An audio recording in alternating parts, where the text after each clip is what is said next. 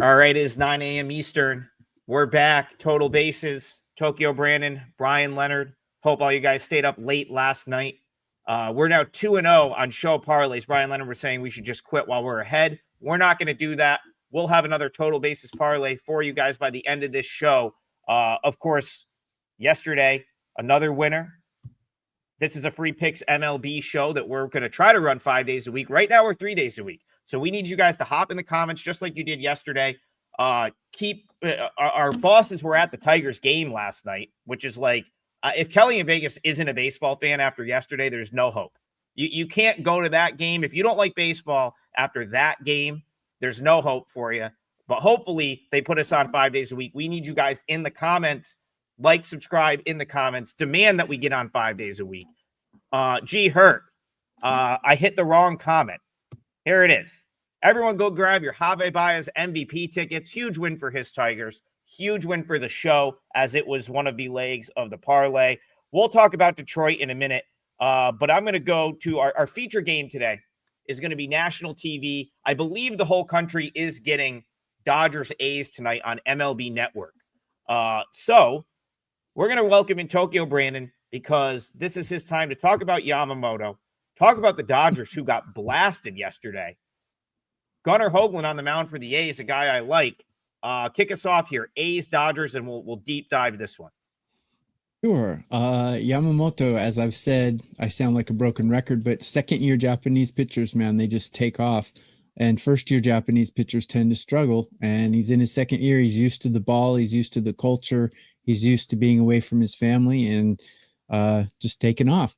So that's great. And regarding yesterday's game, the Dodgers just got taken behind the woodshed and got smacked. And if you notice, did you notice the relief pitchers they were using in that game? None of them you've probably ever heard of. They used Garcia, who they do use on occasion, but he's their worst of the good arms, so to speak. And then they used some guy I've never heard of who gave up 3, and they just got smacked. And they weren't using their good arms in that game because they basically threw the game after the 5th inning. So I expect the Dodgers to put up a lot more resistance today. And Yamamoto's a stud, period. He's a National League Cy Young candidate. Will he get it or not? I hope he does because I have a plus 650 future on him to win that. But regarding this game, I think the Dodgers are a little bit too favored according to the numbers as far as I'm concerned. So there's 2 ways that I could bet this. One is the Dodgers to score first because I think it's going to be tough for the A's. I do have the A's ranked 10th in batting, but I think the Dodgers will probably score first. I don't think Yamamoto is that penetratable by this lineup. So Dodgers to score first, minus 130, or Yamamoto to get the win at minus 110 would be the way I would play this hefty favorite. I would not take them on the run line and definitely would not take them on the run line, money line or run line. Interesting game. Trying to figure out how to play it. You've got, as Tokyo pointed out, the hitting aspect. The Dodgers number 2 in WRC plus, the Athletics number 7. So both teams hit very well, but both bullpens, all the quality arms in the bullpens are all available tonight for both teams. So we've got probably Hugland's hard to tell. He's so young, but he's looked really good so far. And you've got obviously the best pitcher for the Dodgers is healthy right now, probably the best pitcher for the Dodgers anyway. Going today, he had that one pitch last time, give up a grand slam, I believe. And other than that, he's perfect all season. So helped your parlay. Yeah, two really good pitchers here, 2 bullpens that are stacked, but you do have the possibility of scoring some runs. They've shown it earlier this year. That said, after all the runs yesterday, I'm leaning towards the under here. We're getting under 8.5 right now. And if I can get 5 quality innings out of Hoagland, I think that's a pretty good play here would be the under 8.5. I go back to what Bryan said maybe about a week ago, week and a half. No, but it was last week. It was last week we were talking Dodgers Diamondbacks, and Bryan pointed out, the Dodgers, like, I feel like this is, if you want to bet against the Dodgers, I feel like right now is the stretch where they're the most vulnerable. We talked about some guys, kind of being out of their lineup. The pitching depth, they got it. They have a laundry list of guys on the IL now that are like starting pitchers. Brandon, they just from a starting pitching depth standpoint, one of their pitchers at AAA just signed with the Lotte Giants yesterday. Alec Gamboa, he was a starter for Oklahoma City. He's now headed to Korea to make that money. So yeah, like the Dodgers they seem like a vulnerable team at this price day in and day out. I could only take the A's, and I would probably play it on the run line here. Right now, you can get plus money for the A's on the run line. Like, that is not something you see with a quality team like the A's very often. Typically, the only time you're going to get a road team on the run line and you're going to get plus money, it's going to be one of these atrocious teams like the Rockies, maybe a White Sox. You'll find in that role every once in a while. Not the A's. I mean, the A's, I don't know what else they have to do to be in the conversation with these teams that are like legitimate teams. They're 2 games over 500, and they continue to play good ball. I also have talked about on this show a number of times, they profile better against right-handed pitching. That lineup should be better against right-handed pitching. I think they're going to have better splits against right-handed pitching as the season goes along. I wish that they didn't win by 10 last night, because this is the guy I would prefer to back in Hoagland. I don't like Springs as much. Of course, they go off and crush. But as Bryan said, all the bullpen arms are there. And when the only time the A's I'm a little bit worried about them is when I know I'm not going to get like Miller, Ferguson, and those top guys at the end of the game. That's not happening here. I think the A's are a live dog today. And I would actually just take the plus money with the plus 1.5 if I was going to bet this game. All right. Good morning, Robert S. Thank you guys for jumping in the comments. We're going to get right. You know what? Let's do, before we get it, let's do another feature game. I was going to use this one because this is the whole country's getting this one. The only reason I didn't use it as a feature is for shelf life. It's a 1 p.m. game, but I believe the whole country's getting Brewers Guardians. So I'm going to go over to Bryan Leonard. These are his Cleveland Guardians. He's going to start us off. This is national TV, 1 p.m. Eastern. It is. And we've got a team I want to play on, and that's the Milwaukee Brewers, because I want to fade the starter for Cleveland. The only problem is the Brewers' bats are ice cold. When are they going to come out of it? They did have a player-only meeting after yesterday's game. I like it when it happens. Coaches, you got the leaders on the team coming out and basically saying, hey, this is enough. We're too good to be playing this way. And they've got Logan Henderson on the mound, is a guy I really like. I know it's a small sample size. He only pitched 6 innings in his first start, but he's got a strikeout percentage of 42.9. He was awesome in that start. Very, very electric, and comes in with a 1.50 ERA, 0.67 WHIP, although his expected ERA is 2.82. Obviously, small sample size, but he pitched well, and then they sent him back down again. And that's because the Brewers are doing anything they can out of this starting rotation. They've had injuries like crazy. Savale pitched a game yesterday in the minors. He's on his way back. Obviously, they've got some other guys that are supposed to be back that have had little setbacks at all. But the Brewers are desperate for some starting pitching. But I like this Logan Henderson guy. He's looked good so far, and obviously I want to fade Williams. And last time out, he put it all together. And still, when you take a look at his raw numbers, they weren't that impressive on the season. Now 4.38 ERA, 1.73 WHIP. His expected ERA is 5.18, and yet Cleveland is favored in this game. He walks, he's in the 6th percentile of walks. His walk percentage is 13.8 on the season. He just can't control that fastball. And if you can't control the fastball, you can't get strikeouts. I've watched every one of his starts. They all look the same. He has if he can find the strike zone, he's going to be a good pitcher. Problem is he has not yet this season. So I'm looking to fade the Guardians this afternoon, and I'm going to play Milwaukee. regardless of their hitting situation, because that could turn on a dime. And I think if they're a little patient today, they can get that victory.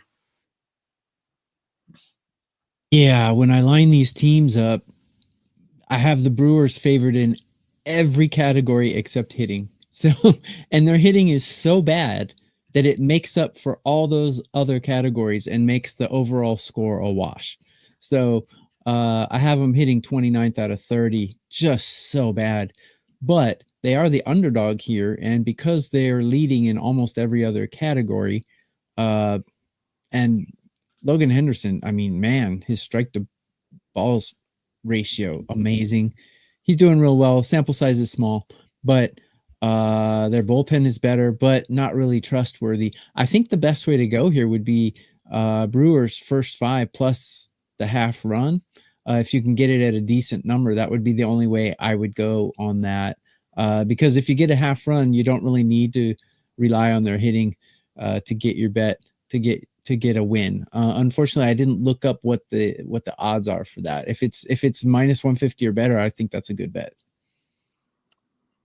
Listen, this is why you got to watch AAA baseball. Logan Henderson's sample size is only small because he hasn't been at the big league level much. But if you've he has been fantastic since he really kind of all through their organization. I think he pitched at 3 different levels last year. Got to AAA, 1.06 WHIP during his time at AAA. This season at AAA, his WHIP is under 1, and his batting average against is 195. He is the real deal. I'm with you guys. I can't believe the Brewers are an underdog here. I'm trying to figure out, like, it's my numbers like the Brewers so much, I almost have to like question if there's something I'm missing at this point. The Guardians have bullpen usage over the last couple of days, and their bullpen's not even, we've kind of talked about that on this show quite a bit. It's not the same bullpen as it was last year. So right now, Brewers plus money looks like it's absolutely worth a look. I know they haven't been hitting, but like Bryan said, and I'm going to go back to him right now, that can change quickly. Everything else seems to line up for them here. Go ahead, Bryan. Yeah, I just want to get that number for Tokyo Brandon's play. It is minus 130 out there, so you can get a half a run minus 130. I wouldn't have a problem with that either. Maybe split those up and play the money line and the plus 1.5, which, as we talked about last night or yesterday's show, which is the plus 1, and that's how you do it. You just take half of it, and that's your full bet. I mean, is anyone going to throw that in the parlay? Is anyone using that for the parlay? I think I'll do that. You're going to do Tokyo Brandon's. Sorry, Adam. He has been rolling with the first 5. All right, so you want Brewers first 5 plus a half run? Yeah, I think so. I think that's a good one. Yes, sir. All right, plus 0.5. Sorry to steal your thunder there, but that's okay. I mean, I'm listening to our conversation. Everyone seems to be saying Brewers. It almost feels would be wrong to not include it in some fashion. What is the vig on plus half a run for the first 5? Minus 130. 130. All right. Leg number 1 locked in. Brewers first 5 plus a half a run. I think it makes a lot of sense. Henderson is going to be a very good pitcher at the big league level. Like Bryan was saying, they're just kind of shuffling some stuff around right now. But I kind of had him circled in this spot as well. And that's a side I'll probably consider for clients as well. I got to dig in a little bit more to that game, but I didn't expect the Brewers to be that big of an underdog. I'll leave it right there. Jack Falk feels vindicated about his bias comments. How could you not after yesterday? Yeah, go ahead. Real quick. This is going to be really good betting advice for people. Cleveland Guardians first 5 innings under 2.5 is minus 146. Sorry, you can continue, but that's great betting advice, I think. What is the advice? What is the advice there? Is that like you like that? Do you like Guardians? Yeah, you think the Guardians are going to get 3 runs off Henderson? I don't. I mean, so here's the weird part about like these younger, like these pitchers that just come up. We just talked about one in Hoagland. Mm-hmm. The only thing that's tough is like it is the majors, it is the big leagues, and I in the minor leagues, I'll give you an example from yesterday in the minors, like Caden Dana, who's another one of these prospects who will be up with the Angels at some point. Clearly didn't have his best stuff, and they just yanked him in the first inning. Okay, like they will see that. And the way minor leagues works, especially on a Tuesday, they know he'll get another start later in the week. And sometimes they pull it before things get ugly. Whereas at the big league level, you don't have that luxury a lot of times. Like they're not going to just be like, hey, let's go get our starter in the first inning. So that is the only thing where I'm just like, it's still a different ball game. As good as someone can be at the AAA level, it's still a different ball game. You got to be able to fight through adversity a little bit. And I guess it's why I don't always like jump to back these guys that don't have a huge sample size at the big league level. That being said, anything I've seen so far from Henderson is very encouraging. Brian, did you have something to add there? Yeah, I just want to say in the minor leagues, it's a development. You're really not paying. When I go to watch minor league baseball, yeah, it'd be nice if the team won. I don't care if the team doesn't win or not. And that's the way it is. In the major leagues, you get graded on wins and losses. So it makes a big difference. So I guess to circle back to that, I'd rather have Brewers first 5 because I do see a world where like Henderson could get himself in trouble in 1 inning. Guardians could get 2 or 3, but then he settles in, still gives you a pretty good start. I think you see that a lot with some of the minor league guys as well. Like the jitters get into them a little bit, especially on the road. But again, stuff is there. Numbers have been there in AAA. I can't talk you off anything Henderson related. I really do like him quite a bit. All right. We got to talk about this game because the chat wants more Tigers. Jack Falk, his comments are vindicated. Yeah, Javi Baez just on another planet right now, playing the best baseball he's played in years. Like I said, go back to the offseason. He went to management, said, I will do whatever you guys need to do. I want to be part of this team. I want to be in the lineup every day. Great attitude. He's moved to center field. Off air, we were talking about this team.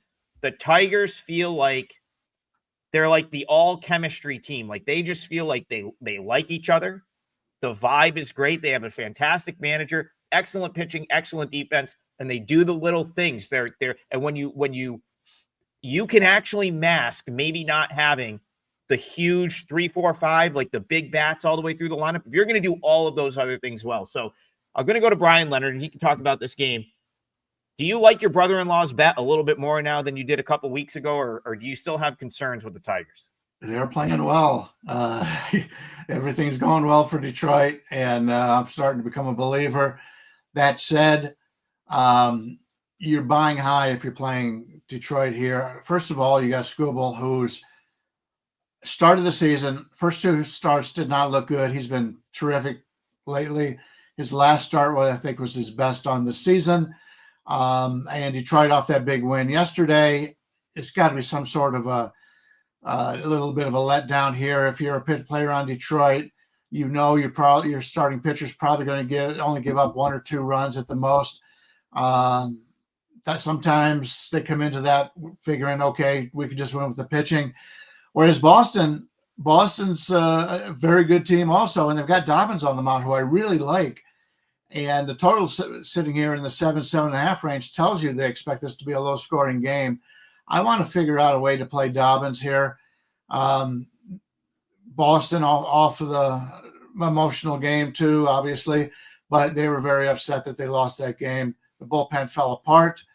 The only thing concern would be, since the bullpen fell apart yesterday, Dobbins has got to give you 5-6 innings, and I think he can. Trying to find a way to play Boston at a nice priced underdog here, but it's so hard when you're going up against Skubal, who's already proven himself to be awesome. Unfortunately, at this point, I've got nothing, but I'm going to continue to try to find something for Boston because I think it's a little bit overpriced at this point. So here's the thing: as sports bettors, we're trying to predict the future, and when we're predicting the future, what we need to do is rely on what we know. And what do I know in this game? I know that Tariq Skubal is an elite pitcher. He's only walking 5% the number of batters that he's striking out. That's an amazing rate.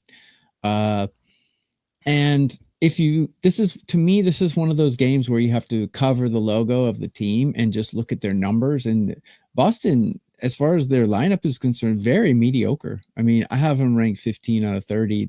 They're nothing special at all. I think this nothing special team against Skubal is going to have a real hard time scoring runs here. So I like Boston's first 5 under 1.5 here because, I mean, Skubal hasn't given up 2 earned runs. He's given up 2 earned runs once in 6 starts. So I don't think he's going to today against a very mediocre lineup. Now, the Red Sox, like they do have I guess you could call like a average lineup, whatever, but there are guys in this lineup. This is something I thought about a lot when I was watching the Nationals last night. They don't have guys that I think can hit elite pitching in that lineup. Like they have a lot of upside, and I'm going to bring it back to this game. I do think the Red Sox have guys that can go out there and have at bats against top pitchers like Skubal. So I don't think the Red Sox are just a given to like do nothing against Skubal here. I do like Dobbins. I played on him on Friday. Was unfortunate to lose that game. That was a extra inning. I believe that game went 11 innings, and they got walked off by the Royals. But Dobbins is a guy that has continued to climb my power rankings, at least at the AAA level. I like what he's sort of done his last few starts at the big league level. The bullpens in this game are very used up. So you could get to like the 7th, 8th, 9th inning. I would want no part of the under here full game because I think you could get some fireworks in the later innings of this game. Neither bullpen could hold the lead last night, and a lot of those arms are used tonight. Remember, the Tigers yesterday went bullpen game, right? And we talked about like how well they did that last year. Well, they cooked up a lot of their bullpen in the process, then having to play 11 innings. I am with Bryan Leonard. I want to find a way to use the Red Sox. It's some way. I still think the Red Sox are a quality enough baseball team. They shouldn't be catching a 1.5 on the road at this price. So I'm going to use my parlay leg here. What price do I have for Boston Red Sox plus 1.5? Is it like minus 115, minus 120? What are we looking at there? Let me get that for you right now. Boston 118, plus 1.5 minus 18 to 25. All right, we'll call it minus 120. I just looked at 2 sites here real quick that have minus 120, or it doesn't really matter. I mean, like I said, shop around on the parlay. Are we good with minus 120 for that? Since the Tigers will probably take some money anyway. Are we good with that? Or do you want to say minus 120? No, I won't make it 18 because Brian said he sees a couple minus 125s, but I see a few at minus 120. He's good. Sure. All right, we're going to use that for the parlay leg. I can't listen. I'll go back to this again. If you don't get quality teams like the Red Sox where you catch the extra at bat. So what I mean by the extra at bat is when you have a road team on the run line plus 1.5, the home team essentially only gets 8 at bats to cover the number. Because if they're batting in the 9th, it means they're tied or they're trailing, in which case you would take that scenario any day of the week. You would take plus 1.5 any day of the week. Usually that's reserved for these bottom feeder type teams. The Red Sox, while they might be a little bit mediocre at times, are not a bottom feeder type team. And Hunter Dobbins has shown enough upside at this point. I'm not saying he's better than Skubal by any means, but he might be able to match him here. I think you get the free-for-all late here because there was a lot of bullpen usage yesterday. So that's all kind of an equalizer to me. If you can get 5-6 good innings out of Dobbins, I will not be surprised if the Red Sox are not only in this game, but find a way to win. I know it's like the Tigers are just going off right now, but the Red Sox are not a bad team. It feels like they leave town with at least something here. So I like the Red Sox to find a way in this game, but I'm going to take the plus 1.5, and that will be the second leg of the parlay. Unknown entity. I wonder if that's his name or if YouTube's just calling him an unknown entity. Either way, new show, love it. We start at 9 a.m. right now, 3 days a week, but we need you guys to like, subscribe, and blow up the comments. Email into customer support. We want to go 5 days a week. 9 a.m. Eastern, though, is the time that we start. Bobby E., can you go over the earliest games first, please? Yeah, we had to get the primetime game in there for some shelf life. You can blame YouTube for that because we need to stay in their algorithm. But we will get some of these earlier games in. We already talked Guardians, Brewers. How about we talk about this doubleheader today between the Twins and the Orioles? This was a game that we had some interest in yesterday, and now we're getting 2 of them. Twins, Orioles, doubleheader. I think we all kind of had Woods Richardson favored yesterday, but I'm now seeing he's going to pitch game 2. So it's going to be Bailey Ober, Dean Creamer in game 1. I'll start with Bryan Leonard. Are you looking at anything, either game? You can go to either game. We'll talk Twins Orioles here. Yeah, it's a shame. Both games changed pitchers. So all the work we put in yesterday, thought we were going to be able to use today, we can't. So we got to get back to the drawing board for that. Not a Dean Creamer fan at all. Prefer the Minnesota side. Ober, when he's good, he's good. When he's bad, he's bad. And right now, he's been pitching pretty well. We saw the same thing out of him last year. He had a couple of blow-ups, but other than that, he's one of those guys that when you're looking at pitchers, you've got sort of like a bell curve, and his bell curve is wider because when he has been hit, he's been hit hard. So you know he's going to get a good start out of him 4 out of 5 times, and you can't ask for much more than that when you're looking at Major League Baseball. But if he doesn't have it, it could get ugly here. But I prefer the Ober side. Minnesota's playing really good ball right now. Baltimore still you're still overrated in my regard. They're not playing well. They have not played well all season long. You take a look at what Baltimore has done. They come in at 15-24. They have not looked well at all season long, and it's once again I'm looking to fade them, Baltimore Orioles. So I'll play Minnesota in that first game. Yeah, this is one of those games. I said it yesterday. I'll say it again. I have no idea why Minnesota is an underdog here. In all the rankable categories that I do, I have Minnesota top 13 in every single category. And I have the Orioles. Bullpen is ranked 13 according to my numbers, but everything else is 20 or worse. So I have no idea why Minnesota is an underdog here. And because of that, it freaks me out. It's like seeing a ghost. I don't want to bet it. But Ober has some really amazing numbers. He's not walking anybody, and he's pitching really well. This Baltimore lineup is not producing, and Kremer is not good at all. So I just don't see why. Like, I feel like the book knows something that I don't know, so I'm going to stay away from it. Yeah, this is one where I won't have a play in the first game. But I will kind of watch. And this is one where a certain set of circumstances could get me to play game 2. So I still think it's worth pointing out the Orioles have hit right-handed pitching well at home. I also think that they do, if they're going to have, so right now the Orioles are 15-24. If they are not going to be a bottom feeding team, it's going to be because this offense gets going a little bit. Now, I still think it's possible that happens again. Like there's things I don't like about them. Like they haven't hit well in situations. That's a red flag. Just generally not having good at bats, like, goes back to, I don't know, like how do you ruin a guy like Kobe Mayo, right? Like the guy gets up, he can't hit. There's things I don't like about this team, I guess, big picture. But for today, and I look at this doubleheader, I would prefer the Orioles in game 2 against Simeon Woods Richardson. Now, I'm assuming it's Povich. I didn't see, is that who our game 2 pitcher is? Same matchup as yesterday? No, at this point, I haven't seen that. So yeah, like that's something I'm gonna watch again with these doubleheaders. Teams have the ability to call a guy up, make him like a 27th man. So sometimes I've noticed a lot of these teams like to call up a pitcher and just like push their rotation out. If it is Povich in game 2, he's someone I guess I'm higher on than the market. What I'll be looking for is this. I'm hoping Bryan wins his game 1 play. I'm hoping the Twins win a low scoring, or not necessarily low scoring, but a game where they've got to use up some bullpen arms. And then the Orioles protect their bullpen arms like the Bautista and the Yenner Cano, the guys that I think are pretty quality, high leverage arms in their bullpen.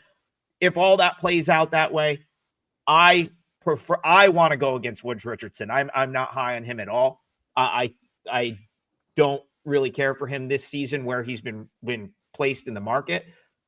So I could potentially be on Orioles game 2. It would take sort of a close Twins win where they use their bullpen and the Orioles protect their bullpen to get to that point. But that's what I'd be looking for in game 2. All right, how about the other early one? How about the other doubleheader? I'll go back to Bryan. We've got Cardinals, Phillies. We've got 17 Major League Baseball games today. The Cardinals still haven't lost since John Gruden gave that team a pep talk. Does it continue today in the doubleheader with the Phillies? Look, I hate to go against Luzardo. He's been just terrific so far this season. He's done everything expected. He looked really good in the preseason, and he's followed that up. He's looked really good. Eric Fetty, last time out, threw his best game of the season. So you're buying high on Fetty. Problem is St. Louis is playing so well right now. The money's come in on Philadelphia. They opened it a 160 favorite. Now you got to lay 175, 180. It's tough to fade a St. Louis team with playing with the confidence they have, and they've been hot, very similar to Minnesota. So I would try to find a way to get a part of St. Louis here, but I don't want to fade Luzardo because he's gone so well. Maybe it's a situation later in the game if Philadelphia takes a lead. Maybe it's a live bet play here for me on St. Louis coming down the stretch. We'll have to see, but the change up in starters kind of threw me off here, so I'll probably be passing on this one. I've said it before and I'll say it again. Don't bet against Jesus. And in this game, I would take the Phillies if I were going to bet the game because I like Luzardo's lack of walks. Fetty's walking too many people. I have Fetty ranked 19 out of 30 on a curve. Not very good. What's keeping me off this, though, is the fact that the Cardinals do rank quite high in hitting and they rank very high in bullpen. I have Philadelphia ranked higher than them in both of those categories in current form. So if I were to play it, I would play the Phillies, but it's not going to be a bet that I make because the Cardinals do scare me, like Bryan said. Yeah, this is a tough one, this doubleheader, because like I'd prefer. So I do see a little bit of a numbers edge for the Cardinals in game 2, assuming it's Gray versus Nola. I think based on like where it looks like the Cardinals are priced, I think you might have a live dog right there. The problem is they're on this 8-game win streak. So I'm worried that if they lose game 1, it's like too big of an exhale, right? Like they've been winning. They lose game 1. They've got to turn around and play a second game, which it's not a true doubleheader. I mean, it's kind of a true doubleheader. It looks like they're going 1 p.m., 6:15. So they will get a little bit of time to regroup. It's not just like game 2 is 30 minutes after game 1, but that's like they're on the road. The Phillies, going back to last year, at home have just been an absolute machine. They've got to have the best home record. If you combine this year and then last year and then the playoffs, like the last couple of years, like they have to have the best home record in all of baseball. So I always have a hard time sort of fading them in that building. So again, that's really all I've got there. I wouldn't want to go against Luzardo. I do think my numbers like Sonny Gray over Nola in that second game, but I don't know that I'll get the situation to play the Cardinals in that second game because that's the other thing. If the Cardinals win game 1 and they use some bullpen arms, I certainly don't think I really want to have them in game 2 either. So it's a tricky doubleheader right there for me. I can't see myself getting involved with that one. Sean McLean, smash that like button. Yeah, we need you. Like and subscribe. Let WagerTalk know you want the show 5 days a week. Let's run this up. Keep liking, keep subscribing. We very much, and it's free to do both those things, by the way. It's also free to, I guess, tail our parlay, which has now hit the 2 since we rolled out the total basis parlay. We are 2-0, up 9 units, something like that. Assuming you put 1 unit on the parlay. We've got 2 legs of it. By the end of the show, we will have a 3rd leg from Bryan Leonard. So stick around for that. Appreciate you guys tuning in. All the comments, a lot of comments saying 5 days, sending this right to Johnny Detroit as soon as the show is done. But we've got still 30 minutes left, so I'm going to jump back in. Let's find another game that we haven't talked about yet today. Oh, here's one. I want to talk about this one. Colton Gordon, Astros. What's the scouting report? I will talk about Colton Gordon, and then I'll throw it to these guys. So he's really taken a step forward, in my opinion, this year. He has looked so much better for Sugarland this year than he did last season. I thought after I actually bet him last week with Sugarland in a AAA game. I watched that entire game. At the end of that game, I said, yeah, his time is coming sooner than later. And it was sooner than later. They made the move. He's gotten called up. Is this a major league debut? I can't remember if he got up last year at some point. No, as far as I know, it's his first time up. So looks like a major league debut, something I talked about on the show yesterday. And it was going through my mind as I watched that walk-off homer.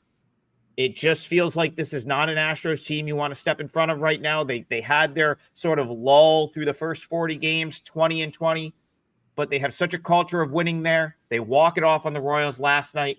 Now you've got Lorenzen, a guy I'm willing to play against. You've got some bullpen usage on the Royals side. I don't know that I want to lay this price on Gordon per se, but I also don't really want to step in front of the Astros. He's shown enough to me to think that he can come out and throw a good game against the Royals lineup that Bryan Leonard, you've talked about this year, not being what they were last year, really, for on paper. So talk to me, Royals, Astros. Are you getting involved here, Bryan Leonard? Well, here's a concern that you may be able to help me with. On the our odds screen, he's listed as a righty, but on Baseball Savant, he's listed as a lefty. Can you confirm he is a lefty? Yeah, hold on a second. Now, I get mixed up with the other kid who I watched pitch last week too, and I believe he's a lefty. Yeah, I believe he's a lefty. Okay. Yep. I have always liked guys who the opposition doesn't really know a lot about. If they're facing a lefty starter at the beginning of his career, for some reason, it seems to be not only do Major League Baseball hitters not face lefties nearly as much as they face righties. When they face a guy that they don't know anything about, it gives him an advantage. So there are many times when these guys come up and they look good, I can ride them. Like Dave used to ride the new coaches. I would ride young left-handed pitchers until they lose. The concern here is he's 26, so you would think you would hear more about him. I don't follow the minors as much as you do, but I do follow the top prospects. Haven't heard a lot about him, but he is 26, so he's making his major league debut at a later time than most of the prospects do. That said, the way Kansas City's offense has been playing, I will probably try to play something like a Kansas City team total under in the first 5, something to that effect. Lorenzen's pitched very well this year. I mean, he hasn't been as good as he's been better this year than he has been in the past, but he's an innings eater. He's going to give you some time out there. So yeah, I agree that the Houston side is a little bit pricey. Maybe we play Kansas City under in runs in this game, and that may be the better way to look at it. Like I said before, I'm in the business of predicting the future. There's too many variables in this game for me to get involved, so I'm not going to waste the precious show time giving you my analysis. I'll comment on like 25, 26-year-old debut guys. I don't think it's the same as it used to be. I think there's more incentive for these guys to play college baseball now. You're getting paid. He was a little bit before that time, but like I do think you're going to see more guys play 4 years of college ball. It's almost like they skip like rookie and high A a lot of time, or it's not that they skip it, but they're not down there very long. They're getting recognition. So I was just looking like he was a guy, played at Central Florida, not like a big time school, but it's college baseball is a lot different than it used to be. Now, I don't, there are some guys that bet it and are really follow it closely.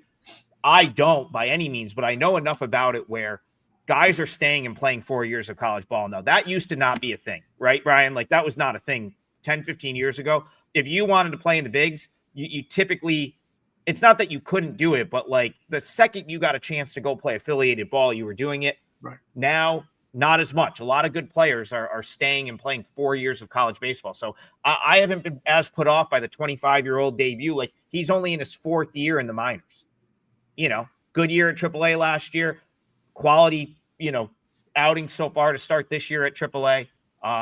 Playing in launching pad ballparks in the PCL and has those kind of numbers is always encouraging. So Again, I don't know if I'll be on him as a favorite, but I've mostly liked what I've seen thus far. That being said, I liked what I saw out of AJ Bluebaugh too, and he got called up and got massacred. So always with a grain of salt with these AAA guys.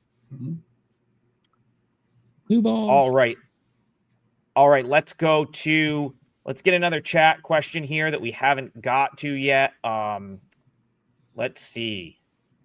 Or we can just go to a All right, game. now we got one. Jack Falk wants to know. Yeah, I mean, I want to get to the ones people are asking me about. He wants to know something I said yesterday. Who in their right mind lays this price with Cincinnati? Talked about him yesterday. I said I didn't think they justified being a $2 favorite. And again, they made mistakes, which ended up costing them a game. It is yesterday's game was the perfect sort of microcosm of what the Reds are. They made mistakes that cost them the game, but then Ellie De La Cruz hits a absolute laser beam to tie the game in the ninth, halfway up the stands. Like they'll do stuff like that, and you're like, man, this team has so much potential. But then they make base running errors. They just do a lot of things that you can't do as a winning baseball team. And so now they come in priced as a $2 favorite, and I'm with Jack Falk. How do you lay $2 with Cincinnati?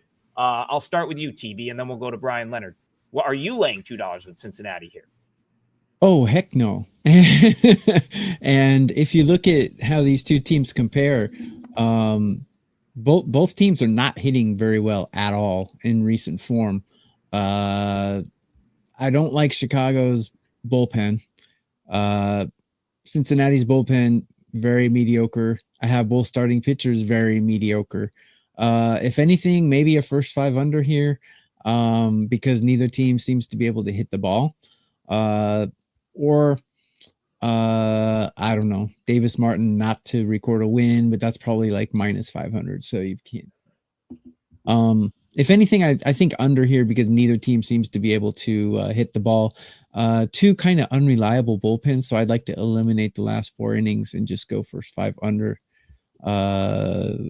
Maybe first 5 under 4.5 if that's what the number is. But I'm not going to play it. It's not an official play. But if I went a direction, that's where I would go. Yeah, hats off to yesterday with the White Sox. If you had them, that was a hell of a bet. I'm not coming back on them today. I like no part of Davis Martin. He's got a 4-15 career record. If you take a look at his StatCast numbers, expected ERA 7th percentile, expected batting average 2nd, strikeout percentage 9th percentile, whiff percentage 10th percentile. His expected ERA is 6.12. I don't want any part of Davis Martin. That said, I don't want to lay that number with the Reds either. That's just a team, as you pointed out many times, that they're just not a very fundamental team. And the Reds got a lot of talent on that team, but the fundamentals are bad. And so Cincinnati should win. I'm not going to put my money on them. All right, I'm going to move it right along. I don't really have anything else to say about that one, other than I'm not betting Cincinnati at that price. But yeah, kind of feel like you missed a chance to take the White Sox yesterday as they get the outright win. So let's go to Risen Wave. Wants to know any tangible stats for starting pitchers coming off 3 straight games with over 100 pitches, and last game with 9 innings pitched. Oh, that was the Fetty question. All right, so we already talked. I'm going to skip that only because we already talked about that game, but I don't have any stats readily available like that. If the other guys do, they can chime in. So the game I thought I kind of glanced quick. The game I thought we were going to go to was the Angels-Padres game, and that's the one I want to talk about. Joe Cupp said Angels did the same and killed themselves last night. What a night of walk-off, like late game heroics in Major League Baseball. The Angels on the wrong end of a Fernando Tatis walk-off bomb. There was like 4 or 5 of them in MLB last night. Now they come back and they have a guy on the mound that I'd love to play against, and Randy Vasquez, someone that I've talked about wanting to fade on this show numerous times. I think, listen, the Padres are an awesome team. Randy Vasquez probably shouldn't be in this rotation. Anytime he's pitching, I got to look to play against him. Am I crazy for liking the Angels here? Bryan Leonard, we'll start with you. Very similar to my last comment. I can understand wanting to play the Angels. I don't want to play Kyle Hendricks. Comes in with a 5.30 ERA, 1.26 WHIP. Expected ERA is a little bit better, 4.61. His hard hit percentage is in the 91st percentile, average exit velocity in the 97th percentile. He keeps the opposition off balance. He's in the first percentile in extension, so they got plenty of time to see the pitch, and it still throws him off a little bit. So he's a wily veteran is what they used to call him when I was young. But his fastball velocity, first percentile, whiff percentage, second, strikeout percentage, fifth, all horrendous numbers. You have to be able to strike out the opposition. He doesn't do it. He only got 21 strikeouts in over 35 innings. If you hit the ball in play, bad things happen. And we've seen this Angels team play so many times that bad things are expected to happen. Don't want any part of the San Diego starter either. The common sense thing would be to play the over here. We're looking at 8.5 leading toward the over. But it's hard to play the over when you've got a San Diego bullpen that is as good as it is. I won't be involved in this one. I agree with Bryan. The over is the only way to go. Both bullpens are ass right now, and both starting pitchers are horrible. I mean, the one thing that San Diego excels a lot over the Angels is hitting. I have them ranked number 2 right now in current form, where I have the Angels ranked 18. So if anything, I'd like the Padres team total, but 4.5 is, I mean, it could bust out to one of those 11-6 games. It could, because both bullpens are just so bad right now. But if you look at talent, San Diego's bullpen is not as bad as they're performing. I think they're actually better than this. I don't know what is going on with their bullpen right here. But I don't know. I mean, an over in some capacity would be the right way to go. But, Kyle Hendricks is throwing 85% walks to strikes, which is horrible. But Randy Vasquez is throwing 123% walks to strikes. So it's even more horrible. Angels over 3.5, maybe a play. Somehow you got to bet the over in this game. Somehow. I think the Padres bullpen is still elite. I talked about this the other day. I think they've just it's just been usage. Like, it feels like this is what happens though sometimes with good teams, and like especially the Padres. I feel like they've played a lot of close games where they need these guys to come in. The back end of that rotation's kind of been decimated. Like they haven't had Musgrove all year. They haven't had Waldron, right? Like who's the other? Darvish. Who's the one I'm forgetting? Darvish. Yeah. So Yeah. So they haven't had these guys all season. They basically, the back end of this rotation this season has been Randy Vasquez, Kyle Hart, who didn't pitch particularly well, a guy that was in Korea last year. They just, Steven Kolek is someone they've been using. Like these are like AAA guys where you're just praying to get 4 or 5 innings. They've had to do this since the beginning of the year. So, they've just have logged a lot of leverage bullpen situations. I think they're just kind of tired. I think they'll perform much better than that going forward. In this game, though, listen, Hendricks, I was on him last week. I took a loss. He was against the Orioles, had a bad first inning, and he actually pitched great. Like after that, he really settled down. I don't think he gave up another run after that. That's kind of what I've always felt Hendricks is. He's just he's the closest thing you'll find to like a Greg Maddux, right? Where he's going to throw a pitch 74 miles an hour, hit a spot. Like he's not as good as he was during the Cubs World Series run when he was really good, but I still think he keeps you in a game. That being said, I would need a better price here on the Angels. Plus 1.5 is the way I would want to go with them on the road team, but that's minus 130 right now. It's a little too expensive. When I look at this card, I'd much rather have the Red Sox plus 1.5 on the road than the Angels in this spot. So I look at those two. I say Red Sox is probably the better bet. It will probably keep me off the Angels, but I do not fault you for wanting to find a way to play against Randy Vasquez. I think he is prone to giving up a lot of offense, and you could, there's ways to play against him. Go ahead, Bryan. Yeah, we're 10 minutes before the end of the show, and I wanted to get to my bet here before I. All right. run Yeah. out of What time. game we looking at? What game I'm are we going to take looking a at? look at this Miami Chicago Cubs game, and I'm going to play first half Miami plus a half a run at plus 110. We've got Ryan Weathers on the mound making his debut this season. He's a guy that looked extremely good in preseason. He put 2 more miles an hour on all of his pitches. He was healthy. He looked great. They were excited to have him, and then he gets hurt, and that's been a problem for him his entire career. Last year, he had a 3.63 ERA, 1.18 WHIP. He's coming into his own last year, and I like him. He doesn't walk a lot of batters. 6.5 was the walk rate last year. His extension's poor. So they got more time to react. That is a concern, but his fastball velocity, 76th percentile, walk rate, 73rd percentile, ground ball rate, 76th percentile. And that's always important when you're playing in Chicago. We're looking at a total here at 7.5. So he's not going to be many runs scored at all in this game anyway. And I take him over Tyon 7 days a week in a head-to-head matchup. The Cubs versus lefties, I believe, are only 5-4 on this season. And the Cubs offense has not been nearly as good as it was earlier in the year. They're having some regression there. Give me Miami first half plus a half a run at plus 110 with Weathers on the mound. I don't really know how to approach this game. I do like Weathers a lot, but I don't know how he's going to perform in his first game. So a little bit too much variables here for me. Tayon, yeah, he's not a guy you really love to back. He doesn't walk anyone, but he's ranked really low, which means he's giving a lot of contact, giving a lot of runs without walking people, which is scary.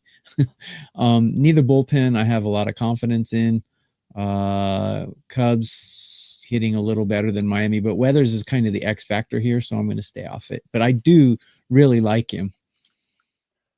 Yeah, go back to what I said yesterday. Miami choked that game away, but the Marlins, this is the role I like them in. I think I threw out plus 1.5 as the way I would look yesterday's game. They did end up covering the plus 1.5, a little bit unlucky not to win there. Ryan Weathers pitched for Jacksonville against Syracuse last week, as business-like of a rehab outing as you could imagine.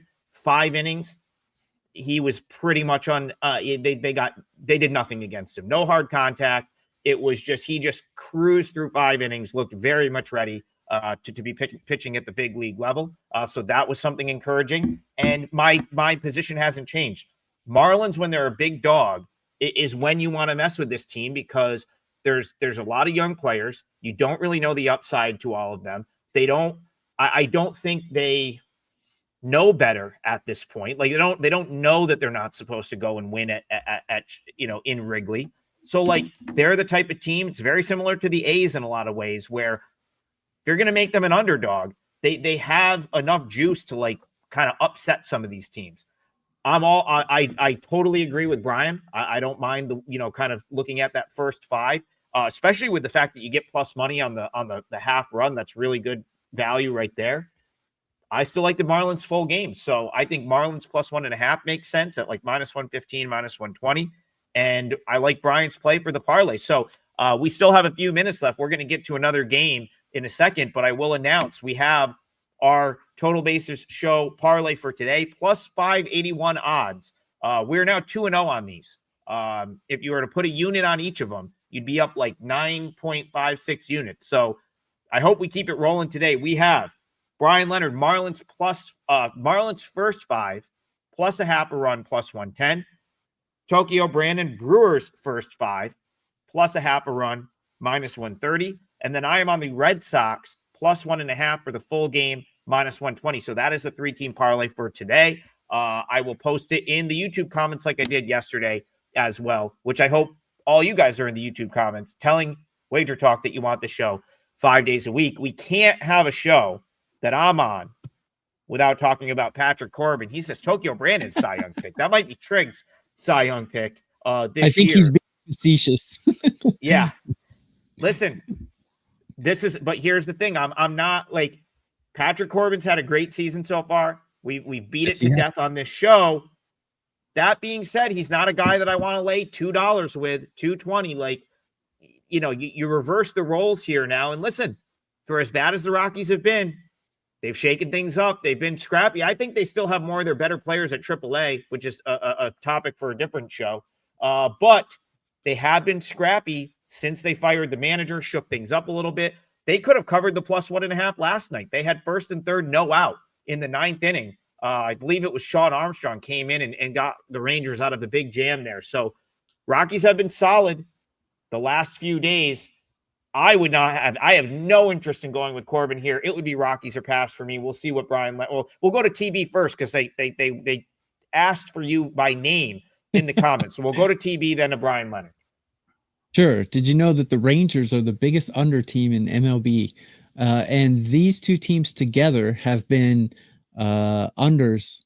And there's a bunch of 4-1, 2-0 kind of games with these guys. I don't see why today would be any different. Neither team really seems to be able to score. I have them both below the Mendoza line as far as 15 being the Mendoza line of 30 teams. Both bullpens, very average.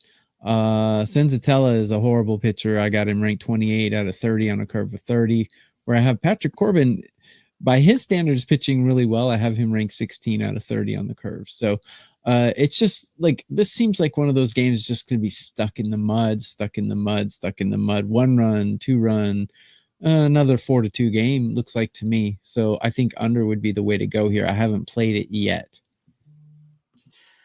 Why is Senzatella still in the starting rotation? You go back his expected ERA. Now, granted, it's small sample sizes because he hasn't had any success, but his expected ERA the last 3 years, 6.98, 9.08, 10.68. You take a look at his StatCast data, everything is blue except for his walk rate, which is in the 80th percentile, ground ball rate, 82nd percentile, which is very important when you're playing in Colorado. But come on, this guy isn't a major league pitcher. How can you bet on Colorado on the road anyway? They're horrendous on the road. The entire organization doesn't know what the hell they're doing. They're firing coaches and replacing them with their other coaches that are just as bad and didn't have the job in the first place. I don't want any part of Senzatella. I don't want any part of Colorado. But I'm not going to lay that kind of number with Texas here. So this is a clear pass for me. Yeah, I can't bet Senzatella. That's the tough part about this. I would probably like the Rockies in just about any other setup +1.5, especially because it's like +105. If like any of their other starters were on the mound, I agree with Bryan. I don't know why we have Dollander up, but Palmquist is still down at AAA. It seems like if you're just gonna the organization just makes puzzling decisions. I was looking at the AAA lineup last night. Veen, Fernandez, these guys are probably better than some of the guys that are playing every day at the big league level. Just a total mess, but you can't lay 220 with Patrick Corbin, even though he's my guy. Can't do that. So I lean over. I lean Rockies +1.5 here. Let's get one more at the gun. Slick Vic, Nationals +1. I had Nats +1.5 last night. Now I did have them the night before, and I won with some late inning heroics. Didn't get those last night. Very frustrating game yesterday. Nationals had a 2-0 lead, could never really build on it, but they made four plays in the infield that they didn't make that were routine plays. That was probably the reason I lost the +1.5. Just horrific defense yesterday by the Nats. They now have lost 7 straight games. Theoretically, this should be where it ends. This is the spot where the losing streak should end. I actually think that they should be closer to even money here, but man, the Nats cannot get out of their own way right now. Bryan Leonard, what are your thoughts here? Nats Braves. Yep, I'm in agreement. I have Mitchell Parker is the better pitcher here. He's had his ups and downs, but the problem with backing him, and I always talk about the strikeout minus walk ratio, it's got to be 16% or better for the better pitchers. His is 2.1. He walks too many batters, doesn't strike anybody out. Not a Bryce Elder fan at all. I want no part of either one of these teams in this game. Yeah, I rank my pitchers to the 1 decimal point, and these guys are both ranked 19.7 out of 30, so not good for either pitcher. The one thing, and hitting, they're both kind of in a little bit of a funk. I have them both ranked 20 or worse. But the one thing that Atlanta does a lot better than Washington is they have a good bullpen, and their bullpen is performing quite well right now. But there's no way I'm going to back Elder. If anything, I would take an under in this one, or maybe the Nationals team total under. But I'm not gonna do it though. The Braves bullpen has racked up so many high leverage innings in like the last 10 days. Iglesias blew the save on Monday. Like it is a far better bullpen, TB. You're right about that. Like their bullpen is significantly better than the Nats. I will point this out though. I don't think the Nationals are going to have the worst bullpen in the league going forward. Reason being, Michael Soroka now back in the starting rotation has allowed them to move Brad Lord to that long relief role. It's something that they've been desperately missing. And last night, like Lord gave up a couple runs, completely not his fault. CJ, like there was 3 plays on the infield. A ball went through Rosario's glove. CJ Abrams watched a ball bounce by him to allow a run. Tina at second tried to like do a pop spin to turn a double play. Didn't get either. Ball just went under his glove. It was just some of the most horrific infield defense I've witnessed all year. And it was not Brad Lord's fault. Having Brad Lord back in that middle relief role is going to significantly help this Nats bullpen. That being said, it just, I wish I was getting a slightly bigger number because I really wanted to come back with the Nats plus 1.5 here. And of course, I can't do that at minus 145. But Slick Vic, I agree with you. Nationals plus money, Nationals plus 1 makes a lot of sense. And my gut tells me their losing streak is snapped today.